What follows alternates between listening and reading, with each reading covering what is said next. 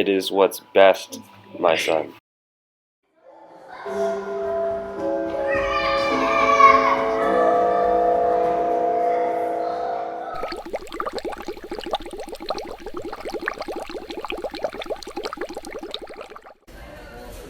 I am experiencing the burning sensation of the bacteria as it slowly invades my bloodstream. This virus will creep up on our society. They won't suspect a thing. As soon as they realize one of their loved ones getting sick, it will spread like wildfire and infiltrate their surroundings. As Remington injects himself with the bacillus, his eyes fade to a milky white, and he is overcome with a seizure as his legs go numb and he collapses to the floor. 15 years later, William returns, assuming that everything was like it had been once he was deported to boarding school.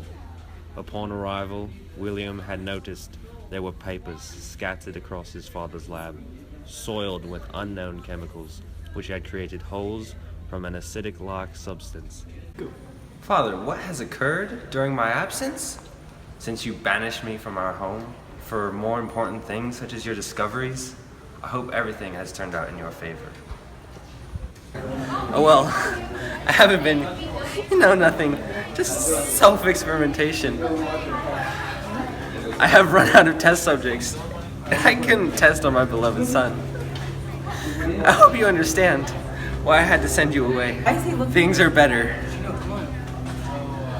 Son, we should have dinner party. A dinner party. The celebration of your reinstatement. Invite everyone on the block. It will be a splendid gathering. Alright, this sounds unusual. This isn't your nature, Father, but I'm glad you're turning a new leaf. A dinner party sounds wonderful.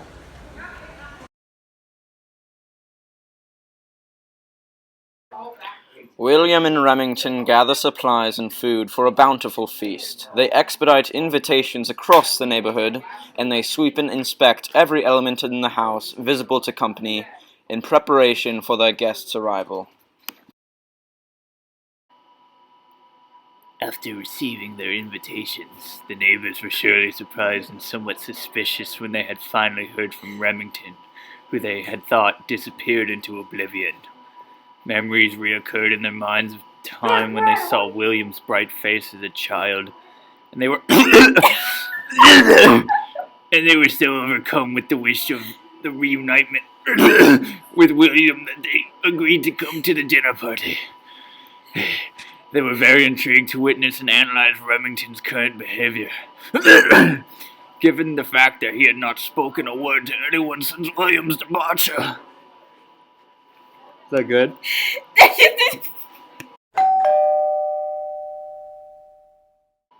The neighbors eagerly await as they stand by the door.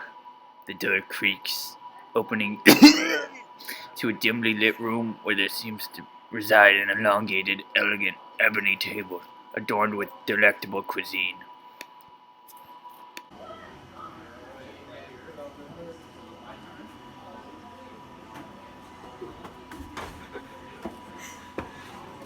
Hello, is anybody home?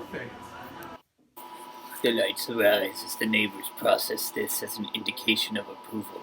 With this signal, they wander inside.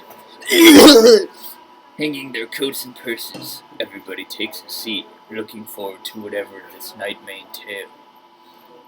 Good evening, my fellow compatriots. I am tickled to death about this rejoicing of my son in our cherished society. I am so grateful that all of your darling faces could be here tonight. You will have a splendid evening.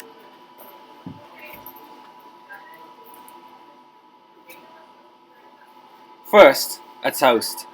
I must insist on imbibing on this well-aerated wine that I have aged to perfection and prepared myself for such an occasion.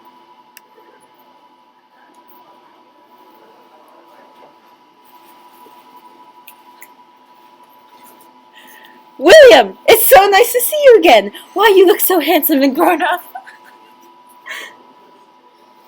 Hello, everyone. Everyone, get comfortable. We have a lot to catch up on. A toast to my son, and in celebration of his arrival, a toast! Yeah, enough toast. As the guests guzzle down gulps of their wine, a tingling susceptibleness develops against their flesh, trickling down everyone's throat. Everyone except for Remington's. Remington disappears off into the darkness and of the household as a light conversation begins to ascend. Approximately 2 hours later, the company finish their dinner as William presents a fun proposal. Attention, everyone. Would anybody like to invest in a competitive game of chess? Follow me.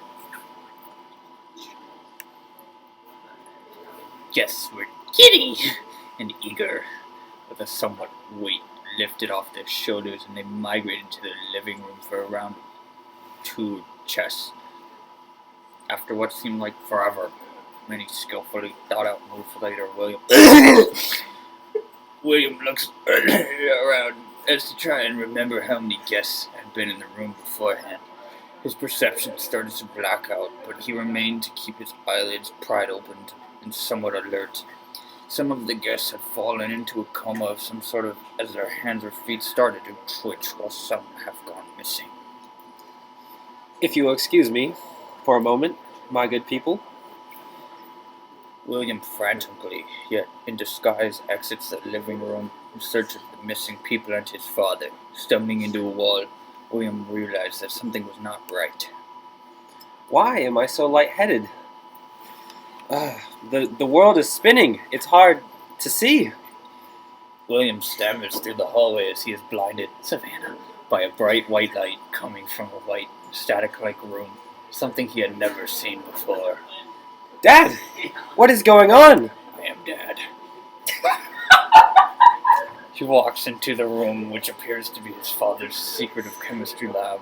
Visions of their neighbors strapped to the operating table scarred William's mind as he hit the floor and loses consciousness.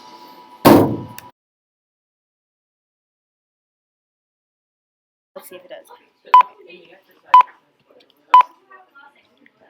William and Remington gather supplies and food for a bountiful feast. Oh, fuck.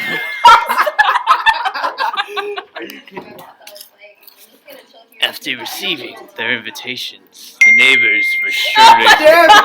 God. Spencer, that was you again! Are you kidding me? That was you again! It's gonna ruin my life, honestly. Spencer, shut up!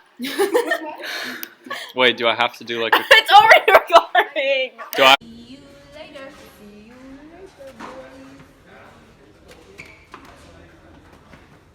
What is that? I hate hair. I just want to cut it all off.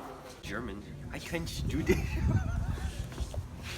I want to die.